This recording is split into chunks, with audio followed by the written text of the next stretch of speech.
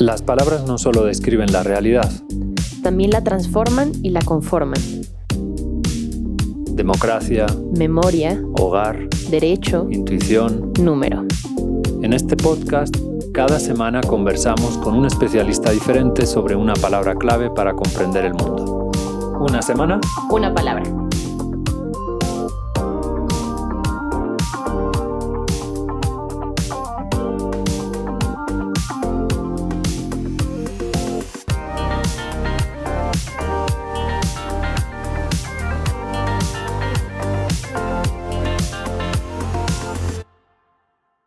Los primeros escritos de la humanidad conservados no versan ni sobre filosofía, ni sobre religión, ni sobre matemáticas, ni sobre psicología. Estoy pensando, por ejemplo, en lo que descifró Michael Ventris, el lineal B, y el contenido de esos mensajes. Eran mensajes sobre cómo administrar un palacio, el Palacio de Knossos, en Creta. Lo mismo sucedió con los primeros escritos de Sumeria. No versan ni sobre matemáticas ni sobre astronomía, versan sobre cómo administrar aquello que tenemos y, en consecuencia, cómo manejarlo para que nos ayude a vivir mejor.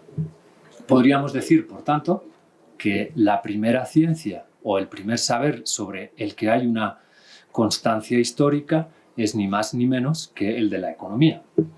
La palabra economía procede del griego oikos, que significa casa, y del griego nemomai, que significa administración, manejo, dirección. Es decir, la economía originalmente era una palabra que se refería al manejo de la casa, cómo manejar bien nuestra casa. Pero la palabra fue creciendo y fue adquiriendo significados y connotaciones a veces peyorativos, a veces por el contrario maravillosos, que han ido conformando esta palabra sobre la que hoy vamos a hablar. ¿Es la economía la ciencia fundamental para entender las relaciones humanas? ¿Debe la ciencia económica determinar las políticas o, por el contrario, la política debe determinar y aprovecharse de la economía?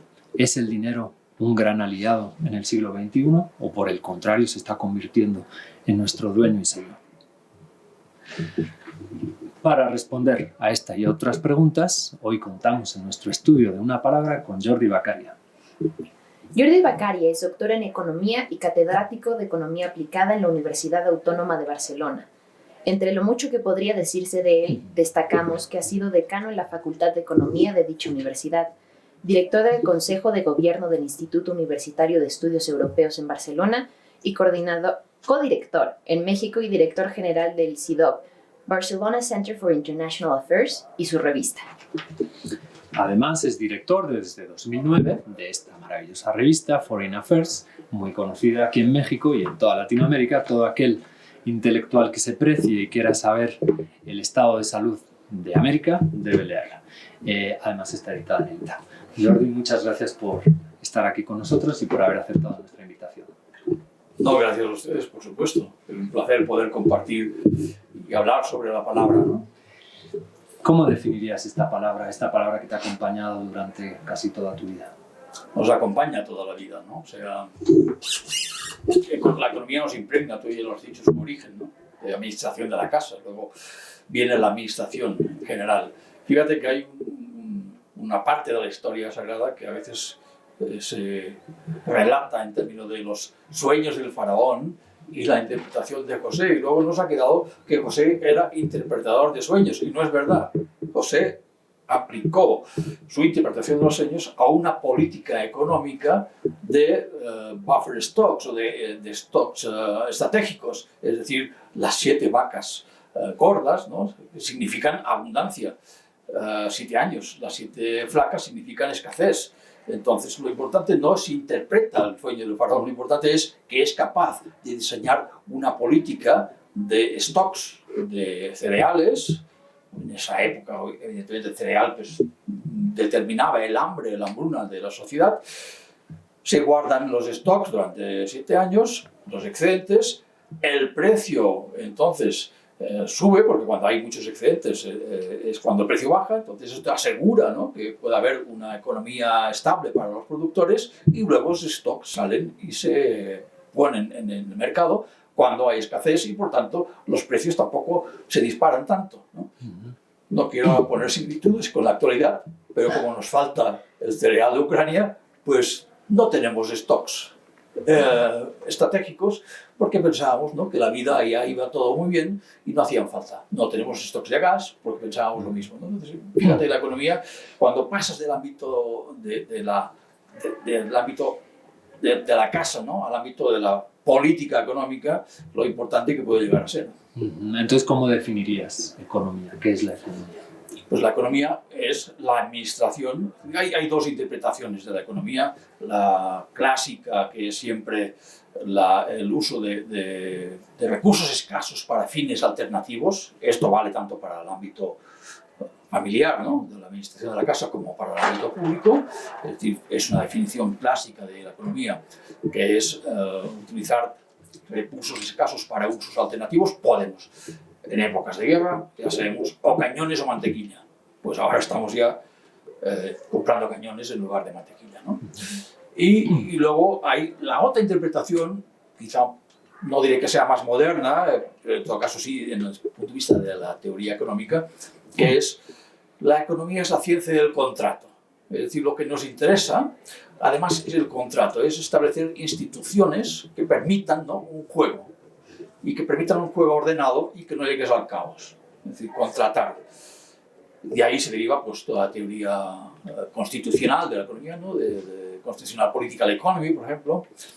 De ahí surge pues toda la idea que incluso pues el padre de Keynes era profesor de filosofía moral, ¿no? Pues bueno, la filosofía moral finalmente es economía política, ¿no? Es decir, este ámbito más societario. Malthus también, ¿no?, en esta conexión que hay entre lo que es la escasez, las hambrunas, las enfermedades, las epidemias, el malvivir, ¿no? Es decir, del malvivir, sobre todo de los pobres, ¿no?, porque Malthus era un clérigo, ¿no? Entonces nos traen pues las pandemias, las enfermedades, las muertes, ¿no? Fíjense que cuando pasas de este ámbito familiar, local, que es el que nos impregna a todos en la economía, porque todos tenemos que hacer y tomar decisiones de ahorro y consumo, ahorro e inversión, generalmente en nuestra vida, y ahorro si podemos, inversión si sabemos, pero sobre todo pues de consumo. Cuando pasas al ámbito público es cuando a veces se rompe esta cadena. Y ahí no voy a entrar ahora en términos más complejos, pero un economista con el cual yo pues, estuve trabajando cerca de Washington, en Fairfax, premio Nobel James Buchanan, él era de los que admitía que la economía había dado un paso en falso a pasar de una maximización condicionada, que es la individual, tenemos una función de preferencias que es indiscutible porque las preferencias son individuales, indibustibus non discutandibus, entonces no hay problema en estas preferencias. Cuando pasas a las preferencias sociales, entonces es cuando el esquema se rompe. Y ahí ya vino Arrow con su teorema de la imposibilidad, es decir, si quitas la condición de no dictadura, entonces sí te sirve. ¿Qué significa? Que finalmente quien nos impone las preferencias no es el agregado democrático de los individuos, no es una agregación democrática que se convierte en posible, sino las autoridades nos imponen sus preferencias. Justamente leyendo uno de tus últimos textos sobre tu maestro Jacint Ross, otro de tus maestros, leí una frase que escribes: según James Buchanan, la economía es más una ciencia del contrato que una ciencia de la elección. ¿Nos puedes explicar un poquito más qué significa esto? Porque elección significa esto y que funciona muy bien a nivel individual. Yo tengo mis preferencias, los economistas, luego esto lo ponemos en nuestros modelos matemáticos de maximizar una función de preferencias y evidentemente, en general, la gente que diríamos de un comportamiento normal, la economía también es mucho de psicología barata, por decirlo así, ¿no?, comportamiento, pero tenemos preferencia por más de aquello que nos gusta y menos de aquello que nos disgusta. Y esto sirve para todo. Y si dices, no, es que usted es masoquista, pues igual. No, pues también me gusta que me peguen, ¿no? Entonces también es lo mismo, ¿no? O sea, funciona igual. Entonces, en el ámbito individual es muy fácil derivar, ¿no?, esta función de beneficios por parte de las empresas. Son mecanismos endógenos porque esta función de comportamiento está endogenizada en el individuo. Pero cuando pasamos al ámbito público, esta ciencia de la elección se rompe, porque ¿cuál es el comportamiento endógeno del sector público? Y ahí, si utilizamos criterios morales, diremos, no, pues la política es para el bien común, bla, bla, bla, y de ahí surgen todo tipo de ideologías, ¿no? Pero, obviamente, como es imposible pasar de esta función de preferencias individual agregándola entre todos los individuos para obtener una función de preferencia social, entonces no tenemos una función democrática de preferencias de los individuos. Los individuos, en todo caso, nos manifestamos en sistemas democráticos a través de nuestras elecciones y votamos a quien más nos convenga, pero luego se producen mayorías y estas mayorías pueden ser cíclicas y pueden terminar, por ejemplo, excesos de gasto público, ¿no? Hay modelos muy interesantes que, como se han observado en el caso de las decisiones, toma de decisiones presupuestarias en Suiza, ¿no? En ámbitos locales suizos, en los cuales lo que se observa es que cuando los ciudadanos quieren democracia directa y votan directamente el presupuesto local, el gasto público disminuye. Y claro, cuando es democracia representativa y son los políticos que ofrecen, el gasto público sube y además por exceso, ¿no? Entonces, evidentemente, como pueden ver... O sea, que en una democracia participativa gastaríamos menos. No, en una democracia directa, sí, exacto. Si es participativa directa, gastamos menos. Gastamos, y lo cual no significa peor, significa que esto es como un condominio de vecinos, ¿no? Es decir, cada uno tiene su presupuesto, vota el presupuesto del condominio y generalmente pues siempre hay algunos que dicen, no, pues este año no pintamos, ¿no? Porque finalmente, pues ¿para qué, no? Y aguantamos. Pero cuando es representativa, ¿no? Imagínate el condominio con representación, entonces te sale ahí pues el presidente, ¿no? Con todo su poder y dice, no, este año pintamos. Y hay que subir la cuota, ¿no? Entonces, evidentemente, gastas más. Lo cual no significa ni bueno ni malo, significa que gastas más y a veces entras en déficit en este gasto superior. Estabas hablando de la psicología, Margarita, por alusión. ¿Querrías de una vez adelantarte en tu intervención y presentarnos cómo analizarías la palabra economía desde la psicología o qué te dice a ti la palabra economía desde la psicología? Bueno, se ha usado de muchas maneras. Por ejemplo, Freud tenía una teoría económica del inconsciente que decía que teníamos cierta cantidad de energía libidinal que solo la podíamos pues, distribuir de ciertas maneras, ¿no? Pero eso ya se me hace muy antiguo. Y creo que lo más, al menos a mí lo primero que me vino a la mente al saber que hablaríamos de economía es la economía conductual, que es una, pues no se llama la subdisciplina, una orientación dentro de la economía, que muchos describen como la intersección de la psicología y la economía, y cómo muchas decisiones económicas no son totalmente racionales, sino que están influidas por cómo funciona nuestra manera de pensar, por distorsiones cognitivas y por cuestiones ambientales también, ¿no? Entonces, hay muchas cosas interesantes y divertidas y con consecuencias serias, como por ejemplo, experimentos en los que les preguntan a las personas o ven si están dispuestas, después de haber perdido $10, a comprarse un boleto de teatro que cuesta $10. Y luego, si ya compraron un boleto de $10 y lo pierden, otro grupo, si están dispuestos a comprar uno nuevo. Y resulta que los que perdieron el billete están más dispuestos a comprarse uno que los que ya tenían un boleto y lo perdieron. O... bueno, muchos ejemplos, Jordi sabrá muchos más que yo, pero el punto es que no todas nuestras decisiones económicas son racionales. Y a raíz de esto hay muchas... A veces muy pocas, ¿no? No estoy pensando en nadie en concreto, pero sí. Y hay cosas interesantes que se pueden hacer para modificar lo que algunos autores llaman la arquitectura de la toma de decisiones, ¿no? Los famosos nudges o empujoncitos que se tratan de no quitarle la libertad de elección a las personas, pero hacer más probable que escojan algo. Algunos ejemplos famosos son, por ejemplo, los planes de pensiones de las organizaciones, que cuando en muchos casos antes uno tenía que decidir si le entraba al plan de ahorro de la organización. Y un porcentaje pequeño de los trabajadores lo hacían. En cambio, si se pone que por default estás en ese programa y si te quieres salir, te puedes salir, pues te sales. Y entonces aumenta muchísimo la participación.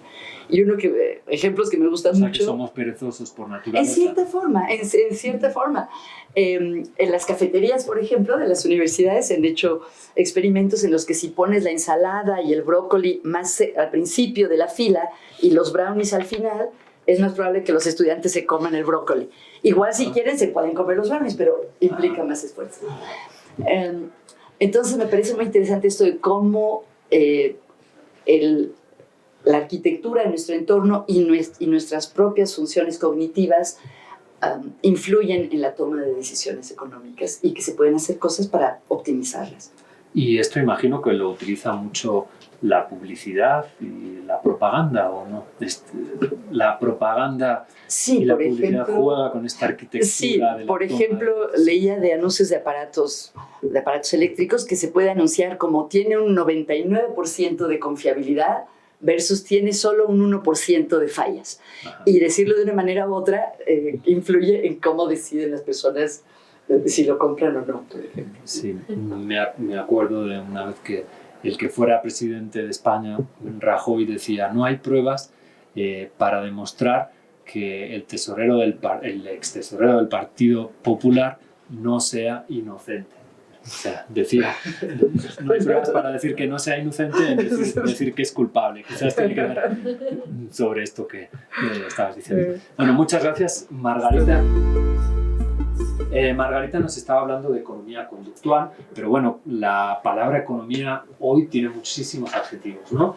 Macroeconomía, microeconomía, economía cíclica, economía del reciclaje. ¿Cuál crees que va a ser la...? Déjame añadir algo ahí, porque es muy interesante sobre este concepto de racionalidad, ¿no? O sea, el modelo neoclásico típico en economía y lo que nos hacen estudiar generalmente, ¿no? En los primeros años, ¿no? Es la racionalidad, ¿no? Entonces, el homus económicos, ¿no? O sea, es la racionalidad. Pero aparecen todos los que demuestran que la racionalidad es algo excepcional y, por ejemplo, pues todo lo que sería la teoría de la disociación cognitiva, ¿no? Que también nos permite ver que la persona es irracional y que, por lo tanto, pues uno no piensa en su plan de pensiones porque esto queda muy lejos, ¿no? Entonces, normalmente el mundo es al revés, o sea, los ancianos deberían, la gente o adultos mayores, ¿no? Deberíamos, y entre los cuales yo me cuento, deberíamos gastarnos ya todos nuestros ahorros porque nos queda muy poco tiempo de vida. En cambio, los jóvenes pues deberían ahorrar como locos porque les queda mucho, ¿no? Entonces, esto le gusta a Marina porque significa que le vamos a invitar a todo, ¿no? Sí. Bueno, sobre todo ustedes. yo hablé de gastar, no de invitar, pero en fin, podemos compartir. Okay. Pero no digo porque es importante este debate, ¿no? En la economía entre lo racional y lo irracional. Y precisamente por esto que hablábamos antes, ¿no? Los modelos de comportamiento, los modelos conductistas, la economía experimental, ¿no? Tampoco nos permite llegar muy lejos porque nos faltan datos. Fíjate que una de las cosas, hablabas eso del consumidor, ¿no? Hace unos años ya había métodos para cuando el consumidor se acercaba en el súper, ¿no? En la estantería, su comportamiento podía ser detectado y veíamos su capacidad de ese producto. Ahora, con el Big Data, lo que sucede es que con nuestras propias tarjetas de crédito hay una cantidad de información relevante que es utilizada y, para bien y para mal, digamos, ¿no? Pero en términos económicos es mucho más efectiva que los datos que hay sobre la economía, por ejemplo, ¿no? Porque tienes tanta cantidad de datos acumulados sobre el comportamiento de las personas que te permite tener mejores estadísticas de comportamiento que las que te ofrece, por ejemplo, cualquier Instituto Nacional de Estadística, ¿no? Entonces esto es un cambio importante no en nuestro comportamiento, pero sí en la manera de detectar nuestro comportamiento. Entonces, como somos irracionales en gran parte, como tendemos a hacer cosas que para algo el sector público nos tiene que conducir, yo diría, a un mejor comportamiento social, ahí es donde surgen las reglas, ¿no? Esa economía contractual, un sistema de incentivos y decentivos. El famoso supuesto, que generalmente es un supuesto poco irreal, porque ahí también Friedman ya dijo que la importancia de los modelos no era la realidad de los supuestos, sino la realidad de los resultados, ¿no? Si tomamos supuestos y dices, no, es que las personas no son egoístas, o la mayoría de personas no son egoístas, de acuerdo. Pero si tomamos el supuesto que la mayoría de personas no son egoístas, entonces entramos en un mundo, teoría de juegos, donde el cínico siempre gana, ¿no? El dilema del prisionero, los dos deben tener un comportamiento honesto, porque si el cínico siempre ganaría, ¿no? Entonces, evidentemente, ¿qué nos conduce el ejemplo o el supuesto del free rider, ¿no? que yo cuando lo pongo en clase lo digo en una expresión mexicana en Barcelona, viajar de mosca, ¿no? Que también ha utilizado muy bien Isaac Katz, ¿no? O sea, viajar de mosca, ¿no? Eso que nadie del mundo entiende, pero aquí sabemos lo que significa. Entonces, Como nos oyen en todo el mundo, por favor, explícanos un poquito más qué significa esto. Eso me corresponde a mí porque yo viajé de mosca, ustedes no viajaron de mosca. Entonces, en los autobuses, cuando se llenaban, se colgaba uno de la parte de atrás, iba como una mosquita ahí pegado al autobús sin pagar, además, que esa es la gracia, Claro, sin pagar. Pagando aquí lo puedes hacer fácilmente en periférico, en el pecero. Pero eso es viajar de mosca. exacto. Ok. Entonces es una expresión muy bonita, mejor que cualquier traducción del freerider, no en inglés, porque luego se traduce si gorrero, que si el viajero que no paga, esas cosas, ¿no? Viajar de mosca. En México, las personas que han viajado de mosca lo saben, ¿no? Entonces, el incentivo de la persona es viajar de mosca. Entonces, ¿cómo consigues cambiar ese incentivo para no viajar de mosca? Y ahí es donde las reglas funcionan. ¿Sí? Reglas, penalización, ¿no? O incluso a veces reglas morales. Es mucho más fácil que paguen los impuestos los nórdicos de Europa, porque tienen un criterio moral de bien público y de pagar impuestos, que los latinos del sur, ¿no? Que, bueno, pues, si no pagas tú, pagará otro, ¿no? Entonces, bueno... Entonces, ¿cómo debemos construir esas reglas y cómo debemos trabajar para que se cumplan? Bueno, pues sí, como las reglas morales son muy difíciles de incorporar y rápidamente en el tiempo, pues tienes que incorporar sanciones y mecanismos de seguimiento muy claros sobre los que no pagan impuestos. Pero además debes tener una correspondencia por parte pública de transparencia en cómo te los gastas, ¿no? Porque evidentemente no puedes perseguir a la gente y luego gastártelos de cualquier manera en democracia representativa, ¿no? Pero si hay una actitud moral, ¿no? Incluso identitaria, ¿no? Ahí viene toda la teoría de la identidad, ¿no? En economía, pues cuando hay identidades que te permiten, ¿no? Una sociedad que asume, ¿no? Es decir, realmente sociedades calvinistas, ¿no? En que tienen este concepto, ¿no? del bien común, pues cuando una sociedad te mira mal tu vecino porque no has pagado tus impuestos y se sabe, entonces tú quedas aislado en esa sociedad y como quedas aislado eres vulnerable. Pero en aquellas sociedades en que no pagas tus impuestos y te aplauden, ¿no? Dicen que bueno, qué listo que es, ¿no? Entonces, evidentemente, si tú los pagas, eres vulnerable, ¿no? Porque además te desprecian, ¿no? No, encima este nos va a denunciar porque no pagamos, ¿no? Entonces, crear un sistema de incentivos que no pueden ser iguales en todas las sociedades. Y que este sistema de incentivos no necesariamente debe estar reglado, sino que puede ser simplemente el de la opinión pública, ¿no? Que está vinculado con la moral, etcétera, etcétera. Ahora, leyendo también uno de tus textos, me hacías alusión a Keynes, ¿no? Y decías que algunos economistas tratan de explicar las propuestas económicas de un economista analizando la forma de vivir, la vida que llevó ese economista, ¿no? Y hablabas de Keynes y de sus devaneos amorosos y sexuales en contra de la moral victoriana. Me sorprendió porque de casualidad, justamente ayer me topé que Keynes fue amigo, antes de ser famoso, de Mallory, el que para algunos fue el que primero pisó la cumbre del Everest. Y curiosamente luego me enteré que Mallory había sido profesor de Robert Graves, que es uno de los más importantes mitólogos.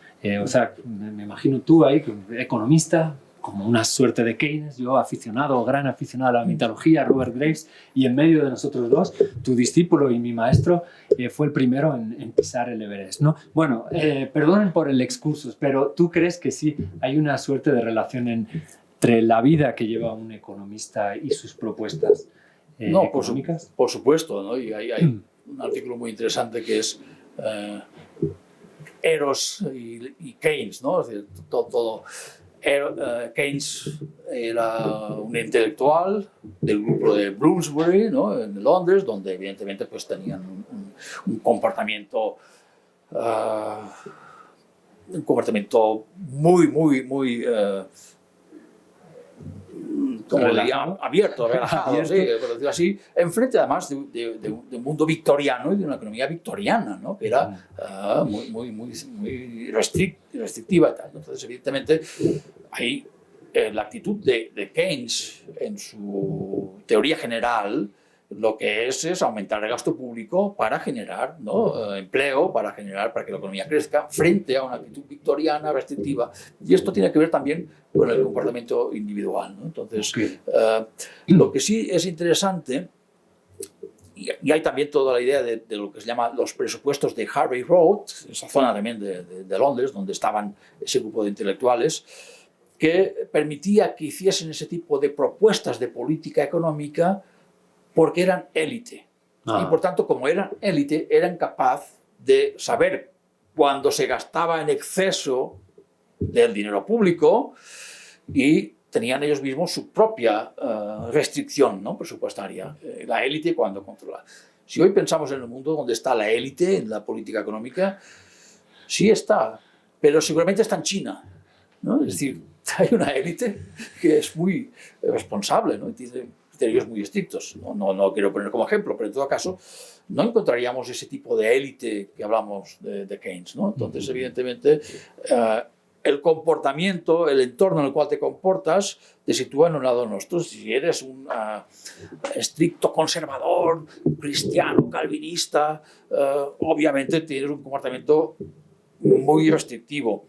Si eres un católico, que también se ha demostrado, toda la teoría, pues, de Max Weber, etcétera, ¿no?, pues ya me confesaré y luego me perdonan los pecados, pues, ¿para qué voy a estar reprimiéndome, no? Entonces, claro, esto te lleva a una actitud u otra, te conforma a la sociedad, o sea, totalmente. O sea, que la cosmovisión de un pueblo determina su forma de gastar y ahorrar, sí, etcétera, claro, etcétera. Carlos, te veo con ganas de... Con muchas ganas, además. Voy a hacer un comentario primero y después te voy a hacer una pregunta, Jordi. Los últimos premios, o casi todos los últimos premios de economía, los premios Nobel, se los han otorgado a personas que hacen un buen uso del análisis funcional. Y lo digo porque el análisis funcional es mi especialidad, entonces lo digo con mucho orgullo. Con ventaja. Por supuesto. A ver, para los que no somos expertos matemáticos, entonces, el análisis voy a explicar funcional. exactamente, Okay, eso es lo que iba a explicar. Gracias. Casi todo el mundo sabe lo que es el cálculo. Pensaba Cálculo que el análisis funcional. Es diferencial e integral. Y el análisis es una maravilla, el análisis funcional, porque es decir, ahora en vez de estar en espacios finitos, nos vamos a ir a espacios infinitos, donde ahora los puntos son funciones. Entonces se abre un panorama gigantesco. Parece mentira que en una cosa que se hace con tanta abstracción, después tenga tantas aplicaciones. Y esas son las maravillas de las matemáticas. Bueno, ese era el comentario que quería hacer. Y el otro es que te he oído decir... ¿Qué aplicaciones, tendría? Todos los premios Nobel de Economía. Ok. Bueno, y muchísimas más, ¿no? Es decir, bueno, otro día hablaremos de eso porque estamos un poco sobre el tiempo, pero te he escuchado hablar de la ciencia del contrato. Te he escuchado hablar de funciones de beneficio, de funciones de preferencia, la ciencia de la elección, modelos matemáticos, Big Data, teoría de juegos. ¿Actualmente existe una economía que se pueda desligar de las matemáticas? Te contesto a esta pregunta rápidamente. No se puede desligar de las matemáticas, pero también y pondría un matiz. ¿Debe basarse solo la economía en las matemáticas? Que es lo que muchos también economistas... ¿Me preguntas a mí? Sí. Por supuesto. Es la única cosa objetiva que tenemos. Hay debate. Sí. Claro que hay debate. Por supuesto.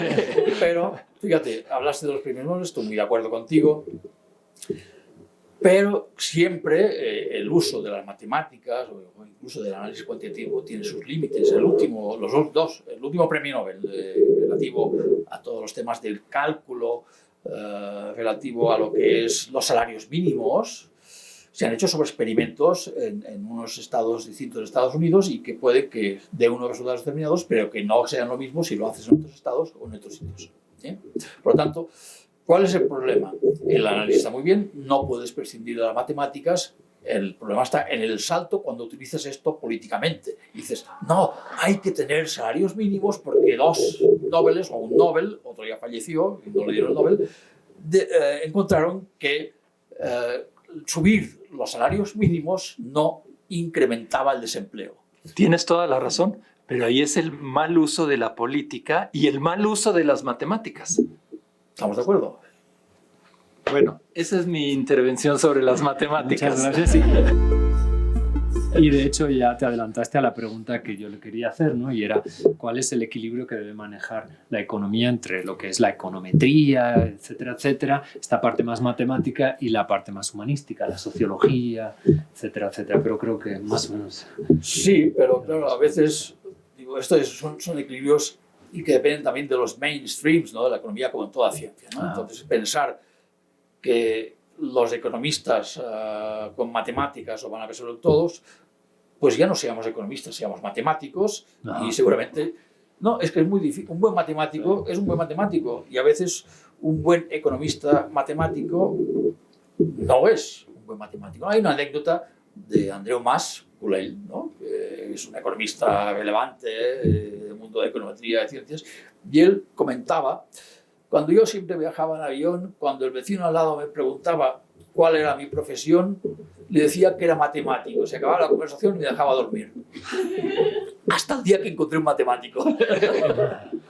Y entonces tuvo pesadillas. Algo parecido decía un profesor mío de filosofía, Antonio Alegre, que cuando tomaba un taxi decía la facultad de filosofía. Entonces le preguntaban, ¿y qué es la filosofía? Dice que después del segundo día decía, a la facultad de historia, que estaban al lado. Bueno, a menudo oímos que si no crecemos parece que estemos abocados al abismo, ¿no? Marina, tú ibas a hacer una pregunta al respecto. Sí, en una de mis clases estuvimos discutiendo sobre cómo el capitalismo, como un ser que necesita estar en constante crecimiento y desarrollo para sobrevivir, como los tiburones que si se detienen se mueren, y al mismo tiempo como esto no puede terminar de funcionar en una esfera con recursos finitos, que va de la línea con los pensamientos de Malthus y de Marx, y actualmente estamos viviendo la gran aceleración, que es este crecimiento exponencial brutal, sobre todo a partir de la segunda mitad del siglo pasado, y no necesitas tener mayor capacidad de análisis para ver esas gráficas y decir, es que esto no se va a poder mantener por mucho tiempo más. Entonces, ¿qué tan justificadas están estas ideas? Y si el capitalismo verdaderamente hace esto, si se podría tener una reforma tan grande como para poder llegar a una sociedad post-desarrollo. Sí, no, a mí no... A ver, yo nunca hablo de capitalismo. No me gusta introducir la palabra capitalismo en mi análisis, porque tampoco sé lo que es socialismo, digamos. Entonces no... Pero fuiste socialista. No, fui peor, fui comunista. O sea, Okay. Pero, bueno, pues sí, aquello que se dice, si a los 20 no eres comunista, no tienes corazón, y si a los 40 sigues siendo comunista, no tienes cerebro, ¿no? Entonces, no, yo me pasé de la tediosa teoría del Marx y del materialismo histórico al modelo neoclásico, porque tiene mucha más capacidad de análisis, ¿no? Entonces, yo prefiero hablar de economías de mercado, ¿no? Entonces, economía de mercado, China utiliza la economía de mercado, sobre todo el mercado internacional por el que le conviene, y luego también dentro tiene sus mecanismos de mercado. Cuba no utiliza la economía de mercado, ¿no? Pero entonces, evidentemente, pues pasa lo que pasa. Entonces, crecimiento, volviendo al crecimiento. ¿Hay que crecer? Sí, ¿no? Es que, como también se decía, es como ir, ya no como un tiburón, es como ir en bicicleta, si pares te caes, ¿no? Entonces, para ir en bicicleta tienes que ir constantemente. Ahora, crecer a cualquier coste, no, porque evidentemente los recursos son finitos. Pero ¿cuáles son los recursos que no son finitos? Y está ahí, si me dirijo también a los intelectuales y matemáticos, conocimiento. La cabeza. Y no solo no son finitos, sino además cuando interactúas se genera, ¿no? Externalidades positivas, o sea, creces mucho más. Entonces, claro, una cosa es utilizar recursos que se agotan, otra cosa es utilizar el conocimiento para evitar usar recursos que se agotan. Entonces debes crecer, es lo que se llama crecimiento sostenible, que a veces el crecimiento sostenible también por parte de algunos activistas se utiliza mal, ¿no? Hoy acabo de ver en la televisión de Cataluña esta mañana, que salían activistas y decían, no, hay que hacer el gasoducto que conecta España con Europa. ¿Cómo que no hay que hacer el No, porque esto pues, es crecimiento no es sostenible, es gastar más recursos que no son renovables. Sí, pero te caes, o sea, hace falta gas hoy y no hay unas condiciones de una transición energética. Entonces tienes que ir ponderando cuál es la solución y poner el conocimiento por delante de todo. Entonces sí que hay que crecer, pero hay que crecer de manera correcta, es decir, evitando emisiones, internalizando, ¿no? Los costes de estas emisiones, porque realmente en economía también se estudia muy bien todo el tema de los costes externos, las externalidades, ¿no? Es decir, emites y paga otro. No, o sea, emites y paga el que consume, ¿no? Y debe ser así. Entonces esto es importantísimo, utilizar crecimientos, ¿no? En el cual sean sostenibles, pero hay que crecer, ¿no? De hecho, en el último número de Foreign Affairs, que no es este, pero cuando salga al aire este programa, seguramente ya tendrán también publicado el último número, hablan justamente, y hablas tú como director, de la última llamada al respecto de la sostenibilidad, ¿no? Y al inicio del programa hablábamos de lo que significaba economía, de que viene de la palabra oikos, que en griego significa casa, pero también la palabra ecología viene de esa misma palabra griego, ¿no? Griega, eco, vendría de oikos, de casa, y luego es el cómo manejar, pero en un sentido más esencial, la casa que es nuestro mundo, ¿no? Entonces, ¿cuál es el vínculo entre ecología y economía? ¿Cuál debería ser el vínculo? Y esto nos manda hacia el futuro en estos momentos que más o menos ya tenemos que ir cerrando el programa. ¿Cuál es la economía del futuro y cómo esta va a cuidar nuestra única y maravillosa casa? Bueno, ahí sí, la economía ecológica también es bastante antigua. Ha evolucionado mucho más en los últimos años. Todo el tema de la entropía, la tercera ley, ¿no? En la cual, pues, una ley física, que la energía... Tendemos al desorden. Sí, ¿no? Y la energía se destruye. Por eso en el último número hemos puesto un título un poco quizá adecuado sí desde el punto de vista de la lengua, porque las palabras existen en la Academia de la Lengua, que es hiperdisrupción. ¿Y por qué hiperdisrupción? Porque ahora parece que estamos en una tormenta perfecta. Alerta de cambio climático, pandemia, cuando hay fin, encima guerra. Y ya no le podíamos poner otra palabra porque la anterior que se utilizó para la pandemia, y hemos visto en algunas revistas, era la gran disrupción. Pues que ahora ya no es la gran disrupción, es de hiper. O sea, puede llegar a una situación de guerra nuclear, porque no, ya digo, no la queremos, pero puede llegar a otra pandemia o que ésta se descontrole. Y fíjate, todo el tema en los grandes esfuerzos, y la última COP, ¿no? Que hubo la COP26 y ahora se está preparando la 27 en Egipto, sobre evitar el cambio climático, todos los objetivos de reducir las emisiones, que sean ya neutrales para el año 2050, y todas las propuestas, por ejemplo en Europa, de que no haya nuevos coches matriculados, que no sean coches eléctricos y que no emitan en las calles y tal. Con toda la situación actual, esto se nos complica mucho. Es que vamos a quemar todo lo que se mueva. O sea, es que hay que descarbonizar y dejar de quemar carbón. Al precio que va el gas y el petróleo, tendremos que quemar carbón. O tendremos que renunciar a este crecimiento, porque una cosa importante del crecimiento, que no he dicho antes, pero me sirve para cerrar, es crecimiento y distribución. Porque si no hay distribución, entonces tampoco hay crecimiento. Yo no soy economista, pero me gustó mucho una película que se llama Interreflections, no sé si la conoces, de Peter Joseph, y ellos argumentan que debemos detener el crecimiento, o quizás sería un modo de decir que debemos crecer de otros modos. No sé qué piensas. Estas son las teorías incluso de los años 60, del crecimiento cero. Esto no es nuevo, ¿no? El problema es, otra vez, ¿cuál es el crecimiento compatible con la distribución y qué tipo de distribución? Y algunos, y no voy a señalar a nadie, y menos acá, interpretan distribución como dar unos pesitos a los pobres. ¿Sí? No, lo que significa distribución es dar salud y conocimiento a todo el mundo. Bueno, pues yo creo que... Las dos cosas en las que la mayoría de los gobiernos fallan. Sí, correcto. Y no queremos señalar a ningún gobierno porque no hay uno solo, hay muchos que fallan en esto. Pues yo creo que es esa orden que debemos darnos a nosotros mismos e impulsar para que los que nos oigan y los que no también la sigan, nos puede servir para cerrar el programa, ¿no? O sea, distribuir justamente. Correctamente.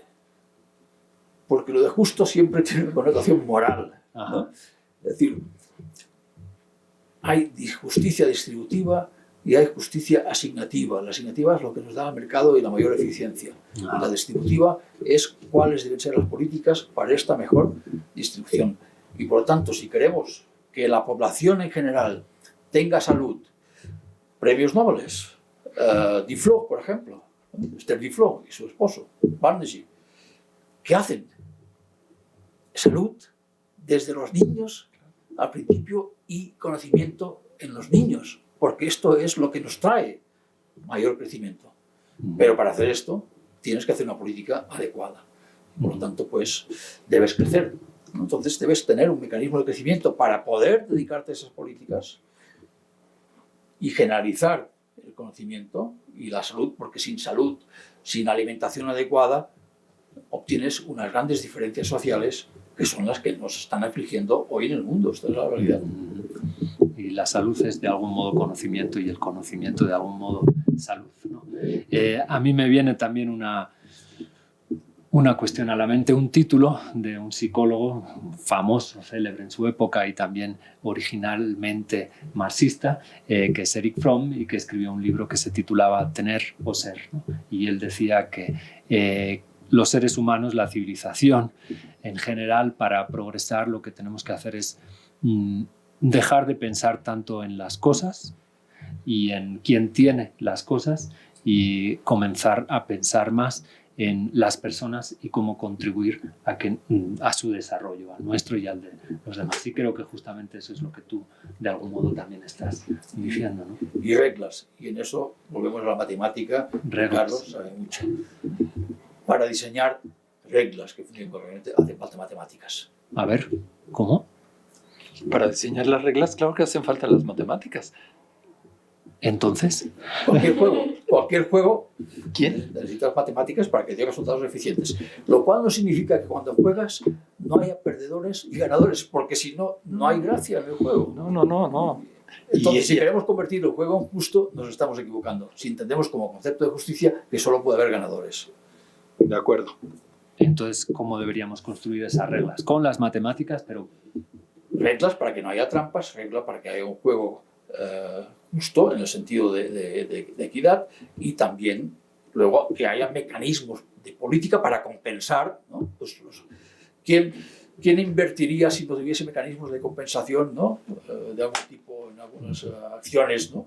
Que hay que hacer, ¿no? Pues evidentemente una cosa son las reglas para el buen funcionamiento, ¿no? Sirven para el fútbol, sirven para el póker, sirven para entrar en el transporte público, sirven para entrar en la universidad, ¿no? O sea, en la universidad no puede entrar todo el mundo, ¿no? Tienes que tener un sistema también eficiente, ¿no? De buscar el talento, ¿no? O sea, y competir por eso. O sea, las reglas son necesarias y los modelos matemáticos te permiten diseñar estas reglas para que funcionen de manera eficiente. Claro, y eso es teórico finalmente. Y el problema ahí, nuevamente caemos, es la implementación y la forma de hacerlo. Bueno, pues al rey filósofo lo sustituiremos por el matemático filósofo y si les parece nos despedimos, a no ser que quieran hacer una última intervención. Pues muchísimas gracias, Carlos, Margarita, Marina y Jordi, por haber estado hoy con nosotros una semana. Una palabra. Bye.